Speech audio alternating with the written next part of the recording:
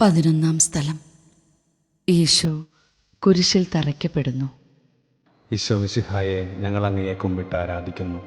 എന്തുകൊണ്ടെന്നാൽ വിശുദ്ധ കുരിശിനാൽ അങ്ങ് ലോകത്തെ വീണ്ടും രക്ഷിച്ചു. അവസാനം ഏറ്റവും ക്രൂരമായ കാഴ്ചയ്ക്ക് ഞാൻ മൂകസാക്ഷിയായി. ബലിമൃഗത്തെ പോലെ അവരവനെ ആ കുരിശിൽ തറച്ചു. കുരിശിൽ കിടത്തി അവൻ്റെ നെഞ്ചിൽ കയറിയിരുന്നു. അവൻ്റെ കൈകൾ കുരിശിൽ അവർ തുളച്ചു കയറ്റി. പ്രാണവേദനയാൽ പുളഞ്ഞ അവൻ്റെ കാലുകളും അവർ തുളച്ചു. അവർ കുരിശിൽ പൂർണ്ണമായും ബന്ധിച്ചു. ചലനമറ്റവനായി അവൻ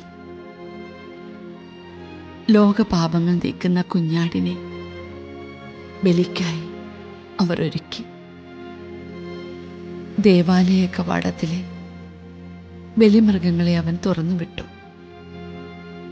അവ സ്വാതന്ത്ര്യത്തോടെ ദേവാലയത്തിന് ചുറ്റും നടക്കുന്നുണ്ടായിരുന്നു. ഇതാ, എല്ലാ പാപങ്ങൾക്കും പരിഹാരമായി ദൈവത്തിൻ്റെ കുഞ്ഞാട് ഒറ്റ മുറിവായി. യഹോവേ, ഈ ബലി അങ്ങ് സ്വീകരിച്ചാലും ഓരോ തവണ നാം പാപം ചെയ്യുമ്പോഴും മോചനദ്രവ്യമായ ദൈവത്തിൻ്റെ കുഞ്ഞാട് ബലിയാകുന്നുണ്ട്. സ്നേഹത്തിനെതിരെ പ്രവർത്തിക്കുമ്പോഴൊക്കെ ആരൊക്കെയോ കുരിശിൽ ചലനമറ്റപ്പെടുന്നുണ്ട്. കൈകാൽ ബന്ധിച്ച് ചോര പൊടിഞ്ഞ ഹൃദയവുമായി ആരെയെങ്കിലുമൊക്കെ നിങ്ങൾ കുരിശിൽ തറച്ചിട്ടുണ്ടോ?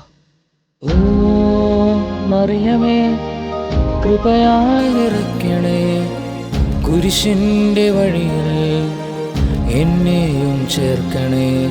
ഓ മറിയമേ, കൃപയാൽ നിറയ്ക്കണേ, കുരിശിൻ്റെ വഴിയിൽ എന്നെയും ചേർക്കണേ.